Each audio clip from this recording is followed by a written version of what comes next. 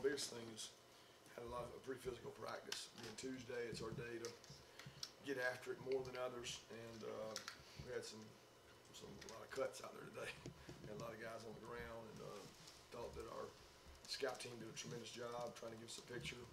Certainly not exactly the same speed that Tech's going to give us, but we got a couple kids that have been on that scout team for 3 years now, and Van Tiff, Urban, Prather. I mean, those guys are unbelievable at how fast they go out there and really try to mow people down. So appreciate their effort and what they do to give us a good picture. We didn't exactly play real well today, but we'll coach off the tape and try to get better at it. And offensively, I thought we had good tempo to practice and got some special teams in as well. Question? Is it true, Coach, that when you talk about the cut block, you have to deal with that can cause more injuries? That just something that's just out there, a rumor? I don't know.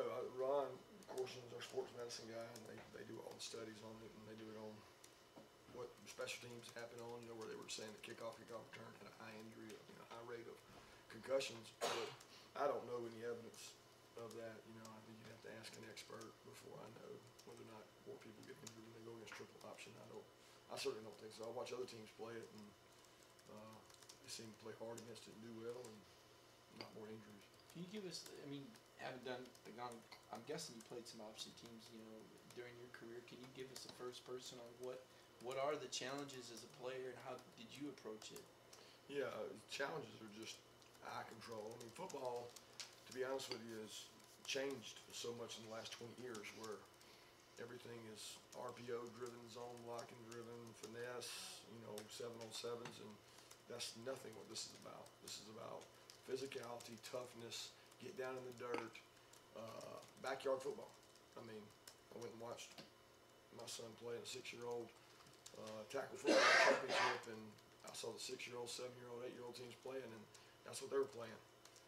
11 people in a box, all of them hitting each other, tackling the man with the ball, and it looked like a scrum sometimes. And that's what a lot of people don't do. They spread you out. And Tech does a tremendous job making you defend all 53 yards, and they do a tremendous job playing physical. I mean, some guys don't like to be physical. If you don't like physical, you won't like this game. After that first time you played Tech, what'd you do? Was it a little eye-opening saying, all right, we got to face this once every year. I got to study it. I got to consult with some people. I mean, we did a lot of that the first year because I certainly didn't feel comfortable with it the first year, and we went places, studied with people, did all kinds of things to prep for the first year. We certainly didn't defend it very well, but I think a second-year experience was helpful. There's nothing that I can say we went out and just reinvented the second year. I mean, they missed some plays last year, and we had some good players out there playing against it. So, but we visit with people every year to try to get better at third down, red zone, everything. We do the same thing with triple option. We try to visit and get ideas from different people and try to learn. A lot of times, high school coaches are your best weapon because they face it more than college. Everybody makes a big deal about the dive and the pitch man and all that stuff, but that first year you're talking about, you guys probably defended the run better than you did the pass. You had a lot of explosive plays in the pass game. How much stress does this offense put on those back four guys? Oh, tremendous. I mean, they ran it good too. They ran for a lot of yards and ran through us, so they did both. But that's when you're in trouble, when you start giving up the runs, because it makes you more susceptible to the pass and the play action. I mean, obviously the play action is the scariest thing they got, but it also can be long foul balls and put them behind the sticks as well. Two questions. Yours is a very young defense that's really been maturing as the year has gone on, and then now you have something that's like all their concepts are out the window. Does that make it disadvantageous just having a youthful defense seeing this for the first time? Yeah, I mean, there's nothing that carries over, if that's what you're saying. I mean, there's no part of our defense. You talk about the growth of our defense. That's not, it's not relative to playing Georgia Tech, because other than confidence of playing in a game, there's really nothing that carries over. We got a good group of kids. A lot of our kids that are repping were 2s or 1s last year, but a lot of our 2s were not even here. So it's new learning for a lot of them, but they're adapting, and we're not doing a million things. Following to that, we sound a little doomsayer here when we talk about defending out there. What are some characteristics of this defense that make you think that they can be successful in this? Well, toughness. I mean, physicality, heart. A lot of playing tech is an attitude. It's a, I want to hit, not be hit. I want to attack, not be attacked. And that's the approach that we're taking with it. I mean, you got to do a great job selling it to your players, and I think the teams that defend it well are the ones that really enjoy playing against it. Can you update us on the injury status of some of the guys? Who? Well, I guess Monty and Cade. Yeah, Monty did not practice today. He's still rehabbing. Cade is able to go. He's not been in contact. He's been out there practicing with shoulder pads and moving around, running, but he's not been in contact yet. And I don't know that we're going to be able to clear him before the game. And what about? I know you've had Ben on the punch shield, but are you comfortable with him playing on the line yet? Yeah, Ben played on the line. It's Auburn, remember? Right. He played against Auburn. So you said he sprained I'm his comfortable ankle. with him. Yeah, he sprained his ankle a little bit, but he's just overcoming 2 obstacles, so it's tough. Who gets to play the scout team quarterback in preparation for this game, and how is he doing? We've had a couple guys out there. Mason's done it for us.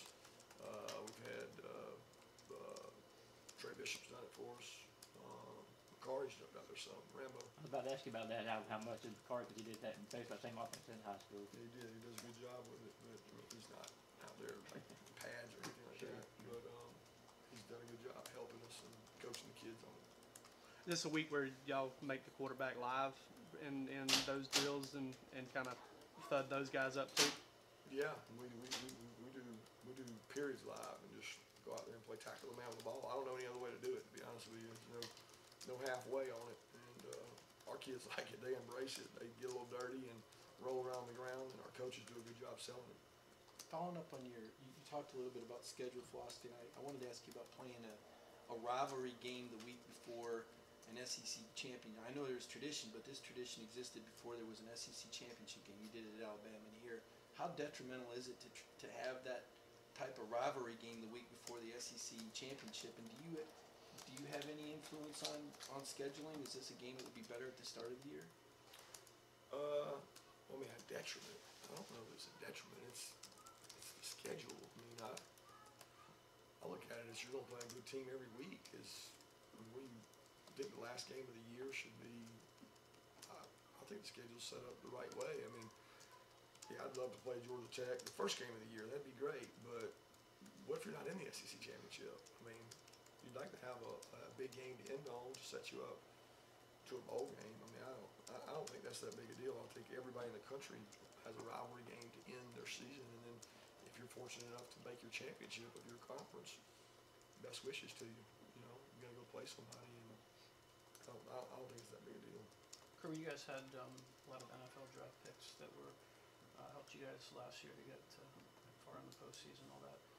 These seniors, what did they do to help elevate this program, and what was the buy-in when you came here? Buy-in's been great. I mean, I'll be honest, I don't know the numbers on that class. That was the freshman class when we arrived, but I would argue there's not a lot of them left because it was a really large class. Because I remember they may have signed 30 maybe that year or something. It was a large number, and since we've arrived, whether by transfer, by grades, by dismissal, it seems like that class has really shrunk. But I don't know the official numbers, but the ones that have stayed, the ones that have pushed through, the ones that have bought in, have really helped our program and have a chance to be one of the top 4 senior classes to ever play here, which is pretty incredible when you have a 8-win season in there. Does the message for your program, and I know that you try to keep it consistent every week, but I also understand that everybody's human. There's probably some little bit variations here and there. Is it kind of, at this point in the year, is there an evolution that comes with it that maybe you're stressing one thing, maybe more so, just to kind of make sure that this base is covered? I'm not sure. Just is it different than, come November when you're right here down the home stretch than maybe it was a little bit back in September, October? The players are different. Some are more ready to play. Some are, in different spots. The message spots. really isn't different, but I mean, certainly we have players that are. I mean, I look at guys that played in every game that are freshmen. I look at them as sophomores because they played in every game. Now, Georgia Tech's unique because it's a unique offense, but for our offensive freshmen, they're very experienced. They've played in some tough, heated battles, and this is a big rivalry game. I feel like all the SEC games are rivalry games, and we try not to make one game bigger than the other. because then that sets you up for letdowns. We're trying to be very consistent in our approach, consistent in our message. Y'all go against Georgia Tech less in recruiting than y'all do some of y'all other rivals? Yeah, sure. I mean, I would say we go against them less. I mean, we go against Auburn, Florida, Tennessee, South Carolina a lot more than we go against Georgia Tech, for sure. He's gonna remind me. Do you guys do Thanksgiving together as a team? You let them go home. What's the? Yeah, the good players have a kind of 24-hour window. They get to eat with their families and enjoy. We eat together on Friday when they report back. Is there anybody with eligibility left that might be walking Saturday? Just everyone we expect. Yeah, I don't think so. Nobody's come to me and talked to me about that. We've got a big group of seniors that'll be walking, but no juniors that I'll expect to go walk. When you've got all this free time with no class and everything, how structured is it to make sure they're, you kind of program things up for them that way that they've kind of gotten everything, not so much free time to, not necessarily make It's bad hard. decisions. We still have limitations on our time with them, so it's not like we get more time. They have more time, but we don't necessarily have more time. So we have to manage it smart, and we try to schedule out our day where you don't keep them here all day because that's not really fair to them. But certainly with the team we're playing and the offense we're playing, the extra time that we have for not class, for them not to be in class, it helps the kids that enjoy watching tape and come in and watch extra on their own. They use that wisely. Do you get a chance whenever they're in class on a normal week to max out the 20-hour rule, or do you, is there ever any time left over from that, and do you get a chance to fill it this week, maybe? Oh no, you don't get carry hours over. Oh, no, I mean, I'm talking about like maybe whereas you get 18, you may be only able to fill 18 hours in the regular season. Are you able to get to the complete 20 in a week like this? Each week, and we'll get 20 this week, but not over that. We just can't. You talked about the buy-in. You mentioned it a couple times now. When you're talking buy-in, are we talking about guys accepting or identifying roles? Because I know how competitive it is. On the one hand, at some point, some of these players probably have to realize they may not have the role they want, and they have to accept what they get. When does that happen? Was there a corner that you turned, and how big has that been for this team? I think it's an individual basis. I mean, certainly you could go through every senior, and there's a guy that had to accept his role for that year, but that doesn't mean his role is going to be that the next year.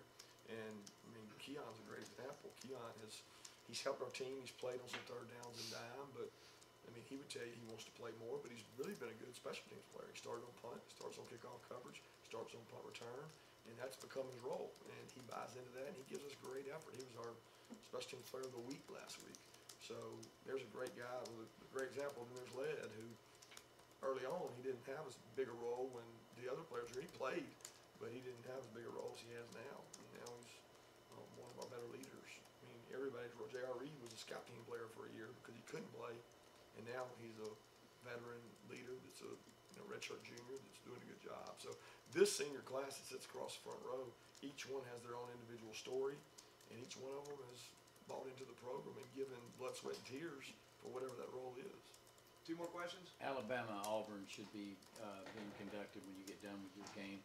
Will you sit down and watch that game as a relax and just watch it as a fan or whatever? Or do you sit there with a clipboard, or what have you, and be breaking it down, or you avoid looking at it whatsoever? I mean, if it's on TV, I'll watch it. We'll be recruiting. I mean, we'll have prospects here. Certainly while they're on campus, that's the number one most important thing. That's the only time you got them there. It's all recruiting. But if it's on while I'm sitting with a recruit, we'll watch it. But I'm gonna have plenty of time to watch it on film Saturday night, Sunday night, as soon as we get the tape. So I get plenty of chances to watch it. Our focus has to be with Tech, and then after Tech, focus on recruiting. You speak about recruiting. If I'm not mistaken, you guys can start doing in-home visits next week. Is that right? But is that completely out the window with having to prepare for the SEC championship I game? wouldn't say completely out the window, but it's not something that I've believed in my past to play in that game. I think it's much more important to have organization on the recruiting front. You explain to prospects that, hey, we won't be able to go out because we're focused on the game that we played ourselves into, and we'll see you in a couple of weeks, but we won't be, it's hard to do, not to say we won't drive to Atlanta or do something, but it's not on the schedule right now. The schedule right now is to prepare and get ready for that game, just like we're doing for Tech now.